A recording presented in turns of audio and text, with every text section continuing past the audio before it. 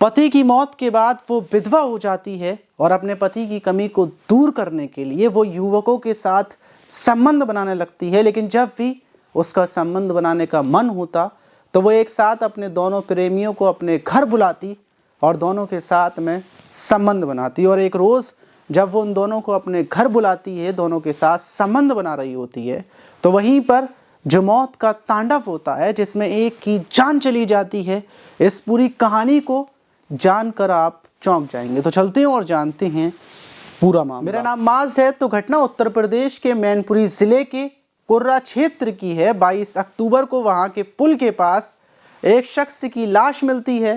Police लाश को देखती है तो पुलिस को लगता है कि शायद ये शख्स यहाँ से गुजर रहा होगा और ट्रक की टक्कर की वजह से ये एक्सीडेंटली डेथ है, एक एक्सीडेंट में इसकी जान गई है। पुलिस जब उस युवक के बारे में पता करती है तो पता चलता है कि इसका नाम राजेश है और गांव वाले ये भी बताते हैं कि ये शादीशुदा है, इसकी पत्नी भी है, इसका एक छोटा बच्चा है।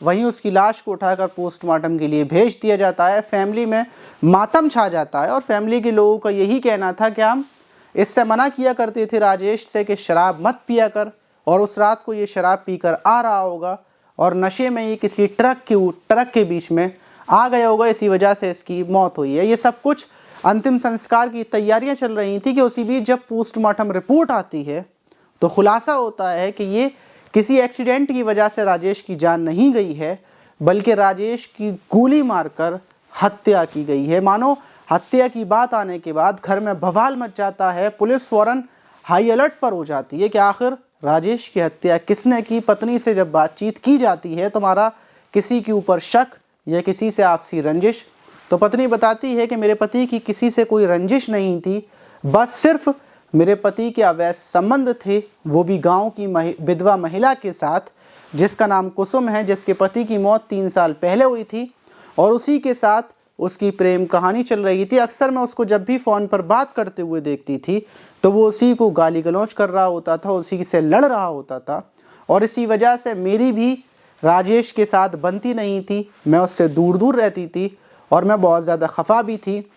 और जहाँ तक मेरा अंदाज़ा है तो उसी विधवा महिला ने मेरे पति की हत्या करवाई होगी। पुलिस अभी छानबीन में लगी हुई थी और जब पुलिस उसकी राजेश की कॉल डिटेल्स को देखती है, चेक करती है, तो उसमें आखिरी बार कॉल कुसुम को की गई थी। पुलिस फ़ौरन कुसुम के पास पहुंचती है, उसको गिरफ्तार कर लेती है और पुलिस कुसुम से पूछती है कि 21 अक्टूबर की रात राजेश तुम्हारे पास आया था और उसके बाद तुमने उसकी हत्या कर दी या फिर तुमने उसकी हत्या करवाई है, अपना गुनाह कबूल कर लो, क्योंकि लास्ट बार तुम्हारे ही पास की उसकी लोकेशन थी।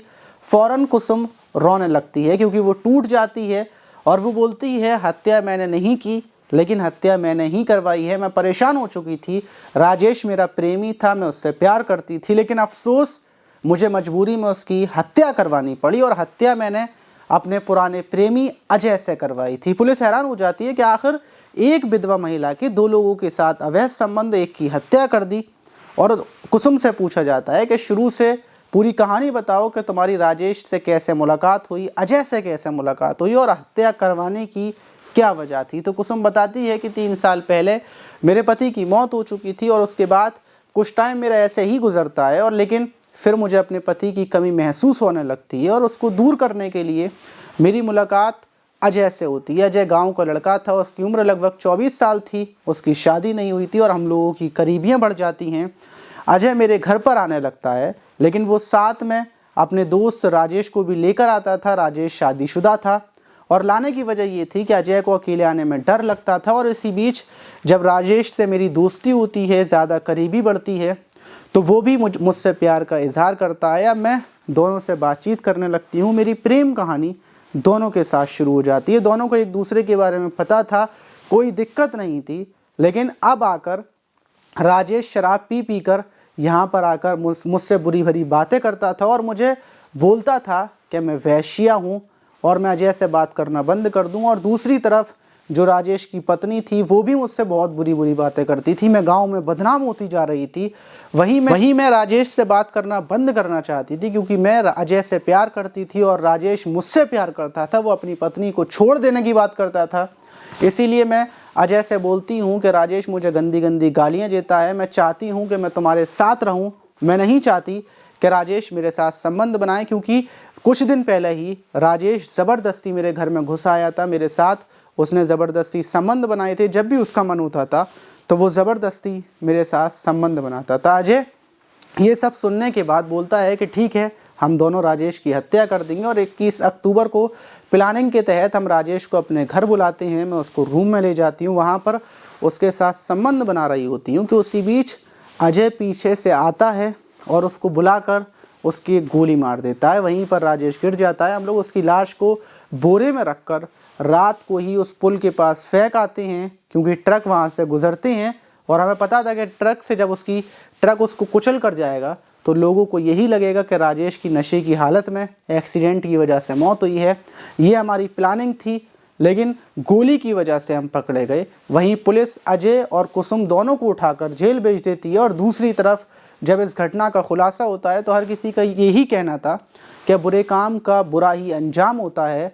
अगर कुसुम या फिर राजेश या फिर अजय बुरा काम ना करते, गलत रास्ते पर ना जाते, तो तीनों की ज़िंदगी बड़े ही सुकून के साथ चल रही होती, बड़े ही इज्जत के साथ। लेकिन अब सिर्फ थोड़ी सी हवस के चक्कर में तीनों की ज़िंदगी ख़राब हो गई। राजेश को अपनी जान देकर ज़िंदगी चुकानी पड़ी।